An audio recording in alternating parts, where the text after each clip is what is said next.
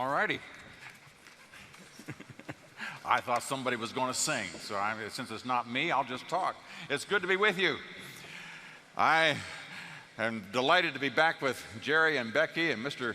Godwin, and then to be with Governor Allen. You know, Thomas Jefferson represented Monticello in the state legislature, and George Allen represented Monticello in the state legislature. And Thomas Jefferson became governor of Virginia, and George Allen became governor of Virginia. And Thomas Jefferson became president of the United States, and George Allen should be president of the United States. So it's good to be with him, and good to be with you.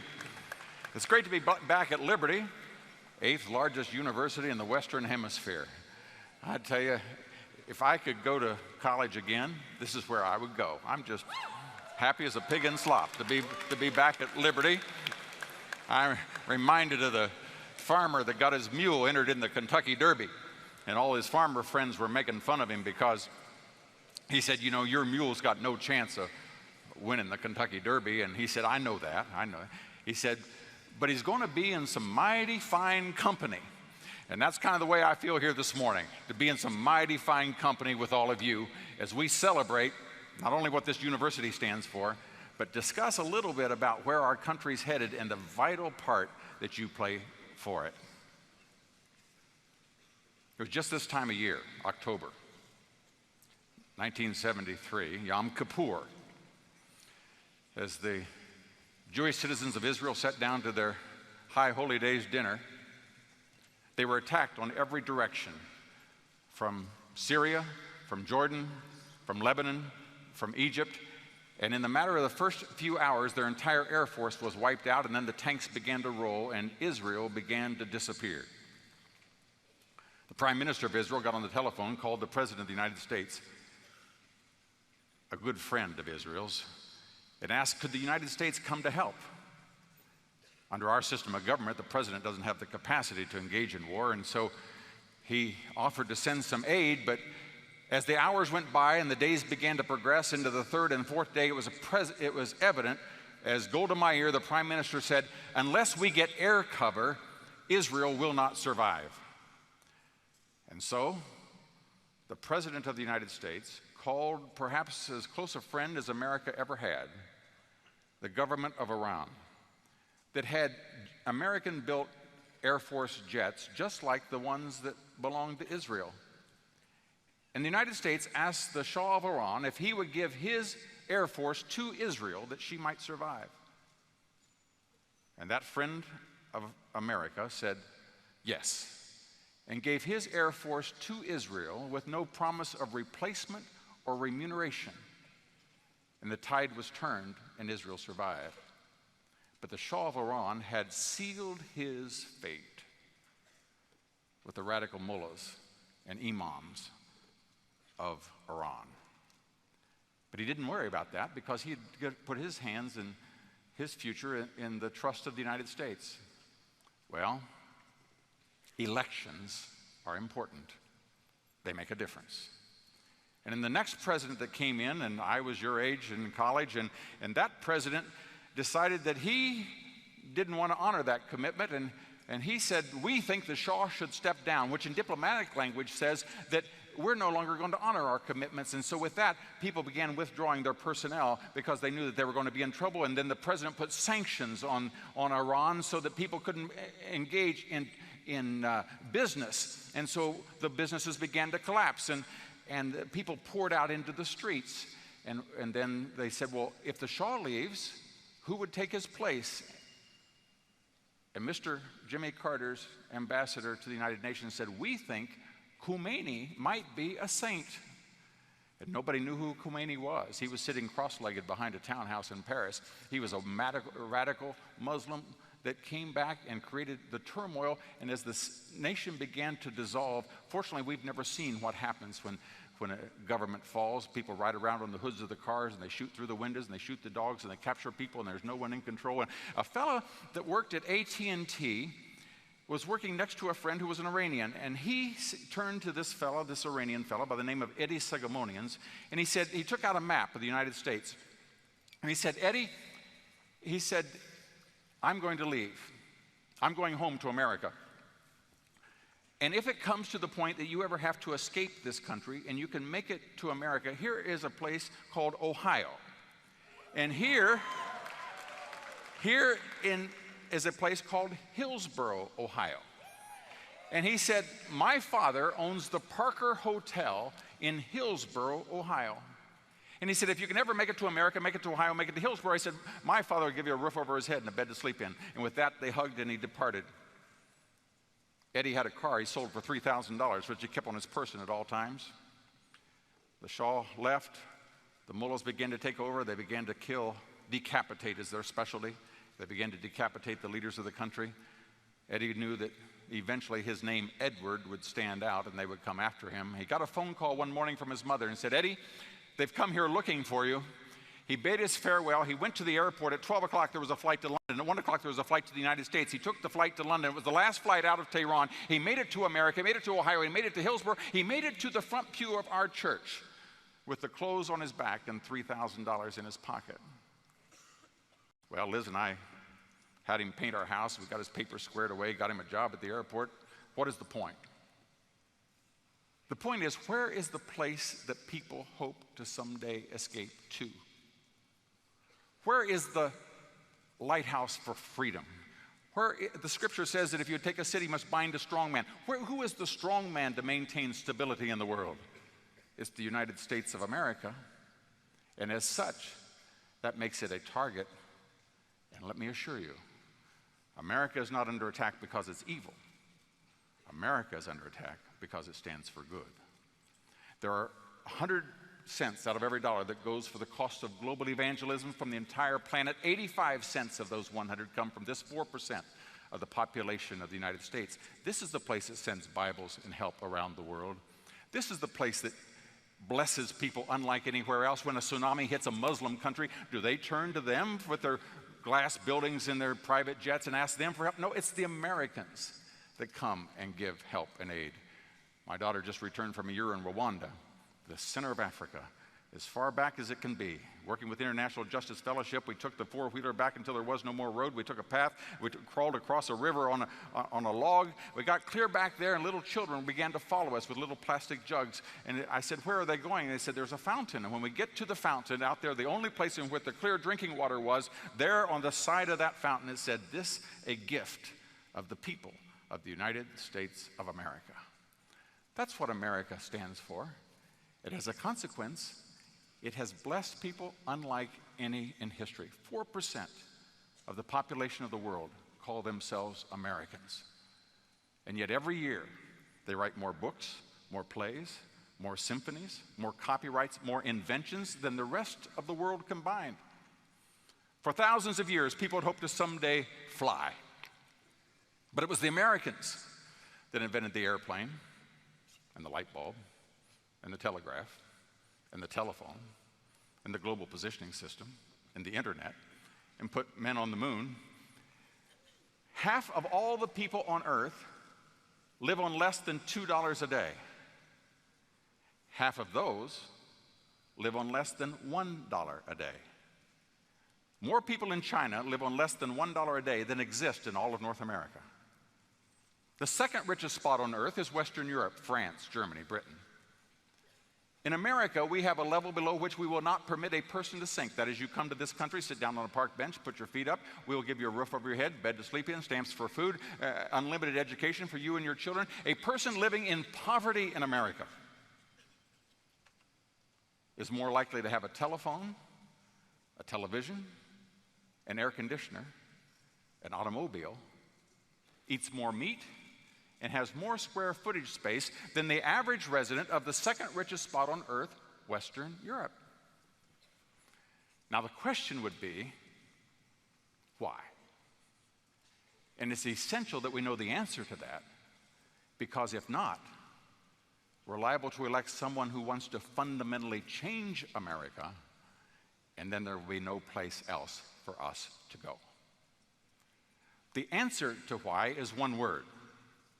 It's called freedom. The definition of freedom is 4 words: ordered liberty and a free market. Let me explain. It works like this. Let us suppose that someone's driving down 460 out here, and there are only two ways to get money out of that person's pocket. Only two. One is called free enterprise. That is where we figure out a way to bless that person, to do something for that person that is a greater blessing than the money that they have in their pocket, such that they'll slam on their brakes, pull over and say, yes, I need my car to be nice and shiny and clean, and I'd rather have that than this $10 bill. Or I'd rather have that pair of shoes than this $50. Or I'd rather have that global positioning unit than that $200. And as a consequence, people in a free market stay awake nights trying to figure out ways to bless other people to the point that they both can make an exchange. Now, here is where something is really, really important. In a free market, the only way I can become wealthy is to bless someone else. And the greater the blessing, here's the principle, there's going to be three of them, there's going to be a test, here it is. The greater the contribution, the greater the reward. So if I want to become wealthy in a free market, I must figure out ways to bless other people. And the greater the contribution I make, the greater the reward I receive. So if I give 5 cups of coffee to one person, I get a return. If I do 5,000 cups of coffee, I get a greater return. If I give 50,000 cups of coffee, I get an even greater return. And the greater the blessing, the greater the reward. And that's why this 4% creates more inventions than the other 96% combined. Are we smarter than anybody else? No, we're freer. Such that people are looking around, and in order to start a car, you had to get out and get in the mud, and you get a crank, and you had to be good size, and you had to be able to turn over that engine. And a fellow by the name of Charles Kettering was talking to his friend Thomas Edison. He said, what you doing, Tom? And Tom says, I'm working on this storage battery to be able to store electricity so that we could run things with it. He said, but it doesn't last very long. And Charles Kettering said, but it would last long enough to run a little electric engine, right? He said, well, yeah, it would a little bit. And so he invented the electric starter. And so that now a little girl can sit in a big, massive truck and turn that little key, and that big massive engine turns. Why? Because Charles Kettering invented the electric starter that was a blessing to lots of people, and as a result, he was greatly rewarded. And to this day, all over the globe, when people buy an automobile, they get to contribute a little bit to the Kettering family and the Kettering Foundation. I could go on and on. I remember back when in order to use a computer, you had to sit there and you had to do A, B, backslash, semicolon, back, and you had to do that over and over and over. And so in order to get on, I had this taped to my desk until a fellow by the name of Bill Gates came along and said, how about if we just make a little icon, and we'll just click on the icon and it'll put all that stuff in there perfect every time. And that was such a tremendous blessing that now little 3-year-olds can run computers, and as a consequence of the greater the contribution, the greater the reward. That was such a massive contribution, became the richest man on earth. And so it would be foolish for us to attack people in a free market that bless other folks. Can you see how destructive it would be if we all got together and said, you know, I think that fella has too much of a blessing. I'm going to take it away from him. And so therefore, if they had no reward, they wouldn't produce, and the country would become poorer. And that is the story of the rest of the world. Point number 2. The car is driving down 460. How do we get them to stop? We bless them, and we engage in a transaction. And here's the point. Here's the second thing we have to remember. When there is a free exchange of people between the buyer and the seller, both are better off. Both are better than they were before, and if not, they won't make the transaction. And so a farmer has a pile of wheat, and a baker has a series of empty ovens. And the baker says, I would much rather have the wheat than this money, because then I could make bread and I could get more. And the farmer says, I don't need all this wheat. I'd rather have that money. I could buy a new tractor, put a roof over the house, and send my daughter to college. And so they engage in a transaction in which at the end of it, both of them are better off. That is called creating wealth. And the only way, unless you think I'm going to stutter, I'm going to say this 3 times. The only way that wealth can be created is in a free market, in a free exchange. The only way that wealth is created is when both of them leave the transaction better off than when they began. And if they don't, they won't engage in it. And that is where wealth is created. Number 2, I said there were 2 ways to get money out of the car going down the highway. There's one other way, and it's called coercion. Coercion is when you come and you just take it. There are two people that can do that. One is a criminal, and he comes along and he just takes it. Now, what happens when he just comes and takes it? Are both better off? No. One is diminished. And so, has the criminal created wealth? Tell me. Has the criminal created wealth? No, he can't. Can he redistribute wealth? He can only redistribute what somebody else made. So a criminal cannot create wealth. There's one other group that can do that. It's called the government.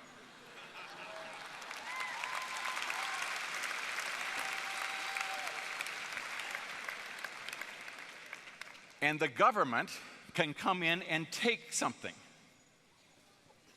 So therefore, you know the answer to what perhaps 80% of the members of Congress would not know the answer to this. Can a criminal create wealth? Yes or no? Can the government create wealth? No. And so therefore, when you hear a politician say how he's going to create a job, he cannot create a job. He can only take a job that someone else had. He can come through Lynchburg and he can take money out of the laundry and out of the hardware store, and he'll take some more over here where these people would create jobs, and the politician will take that money and have a job here and say, look what I did. No, you didn't. You didn't create anything. You took from someone else. Only in a free market can you create wealth. And every time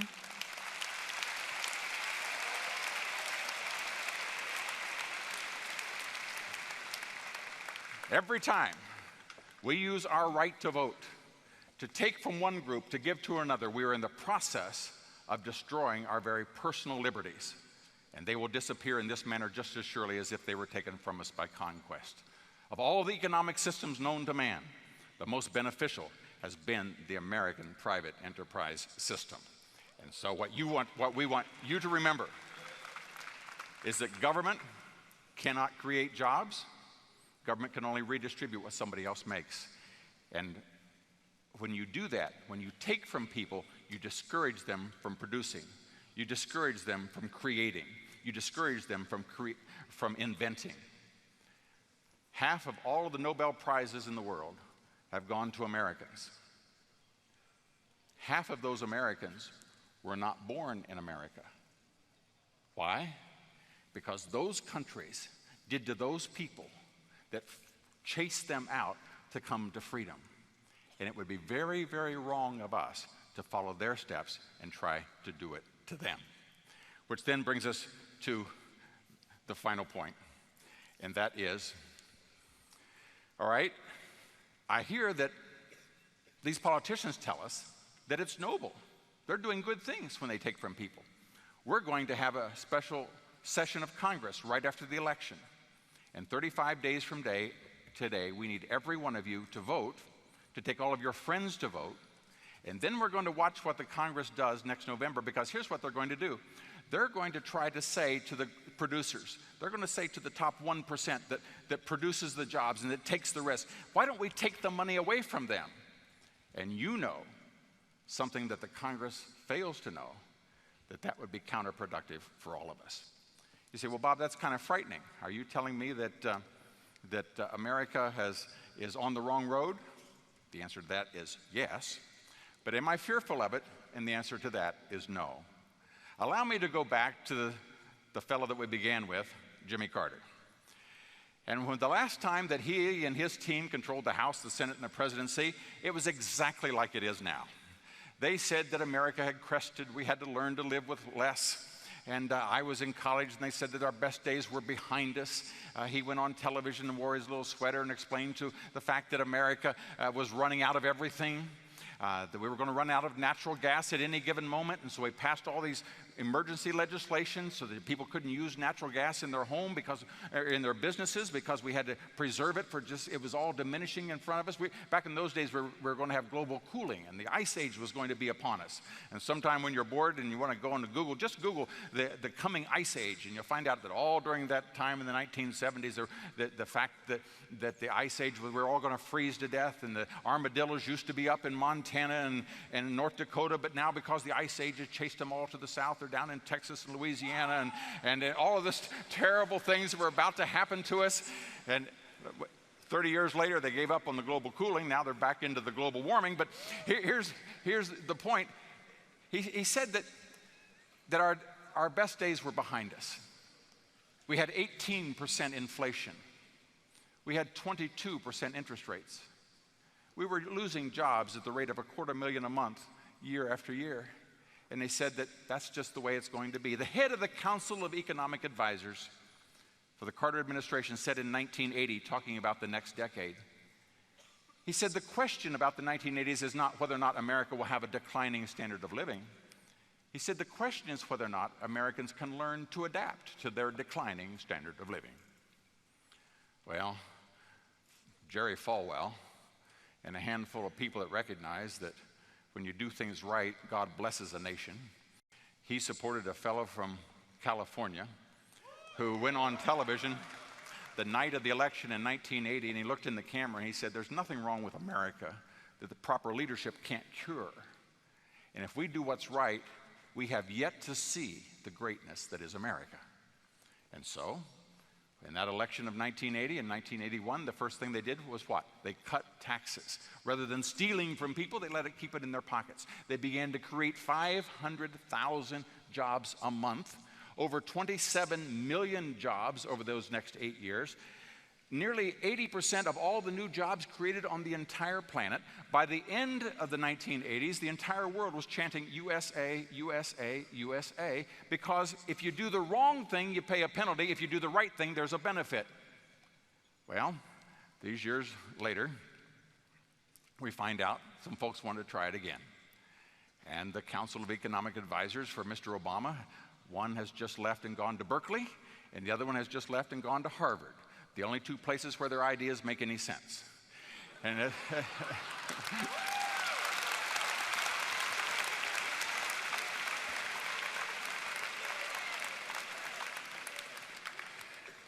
and they have told us that our best days were behind us, that we're going we've crested, and what they need to do, and here's what prompted this entire presentation this morning. Somebody sent me an email that said the millennial generation, 85% of millennial generation voters believe that the answer to our problem is more government.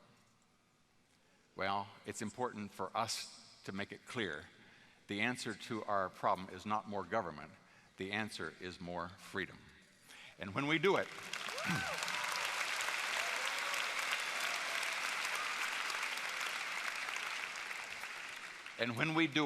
it can right itself. When you understand how this works, the more you steal from a person, you make that person poorer. The more you steal from a city, you make the city poorer. The more you steal from a state, you make a state poorer. The more you steal from a country, you make the country poorer. And you can take the percentage that is taken by government and put all the nations on earth on a scale. And here's the principle. The greater the government, the greater the poverty. The greater the freedom, the greater the wealth.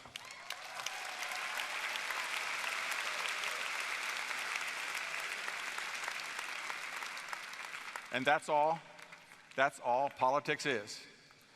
And when those people say we're going to take from them, and it sounds noble, the truth of the matter is it's theft. And America was the place that was protected by that. And when you hear people say that it's noble, I heard one particular poor sojourner was explaining that the gospel was redistribution. Taking from people, not giving them something in return as you would in a free market, but just taking it from them. That was the gospel, was redistribution, taking from people and giving to others. I have a question for that person. Where in the scriptures, name one, where God ever called upon a politician to use the police power of the state to take from one person and give to another. If there are people in need, he called upon you, and he called upon me, and he called upon the church. He never called upon a thief to stand on a street corner when a car comes by and there's a homeless person to go over and take a gun and put it in and empty that person's purse and walk over and give it to the homeless person and say, "Aren't I noble?" That's called a politician. The fact is that we were called to help people voluntarily.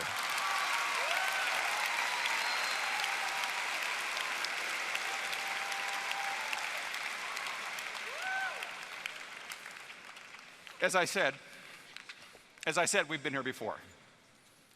And just as if you do the wrong things, you pay a price, the corollary of that is when you do the right thing, you have a benefit.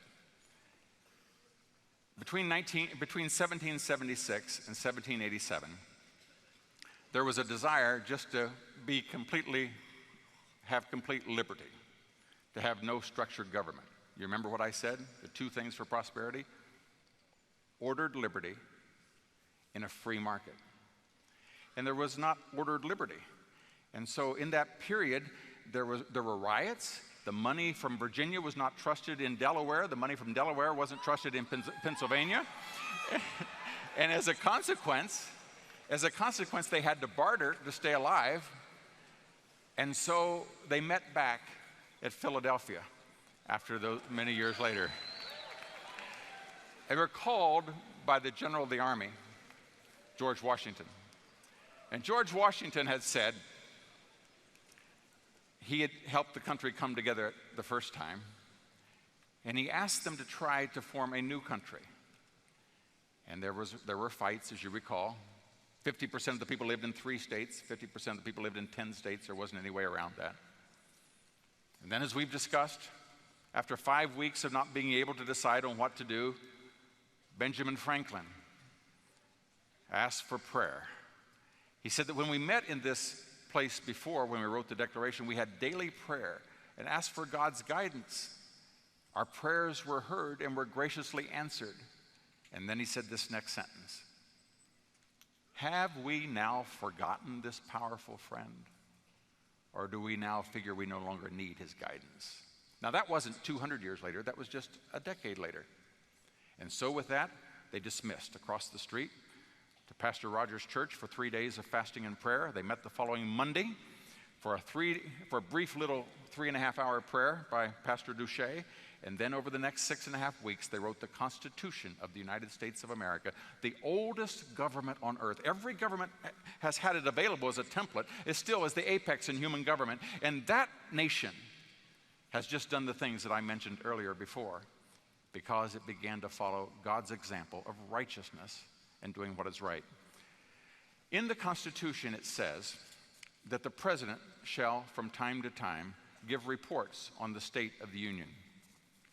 And as I said, at that point, nobody trusted the money because it was dishonest, it wasn't solid. The countries were in turmoil, and they formed the United States. They began every session thereafter in prayer from that day until this. They've never failed to do it. And by looking to God's leadership in the third State of the Union address, George Washington concluded with this. He said, "The United States enjoy a sense of prosperity and tranquility under the new government that could hardly have even been hoped for. Our public credit stands at the high ground that 3 years ago it would have been considered specious of madness to have attempted to foretold." In other words, what he said, if anybody would have told you 3 years ago that America would be where it is now, they would have said, "You're crazy." What is the point? The point is, by doing what is right, the future can be just as bright. By doing what's wrong, we pay a consequence, but I'm not fearful because of you, because of your commitment, your understanding, your dedication to the principle that righteousness exalteth a nation, but sin is a reproach to any people. When the righteous are in authority, the people rejoice. When the wicked beareth rule, the people mourn. But blessed is the nation whose God is the Lord. God bless.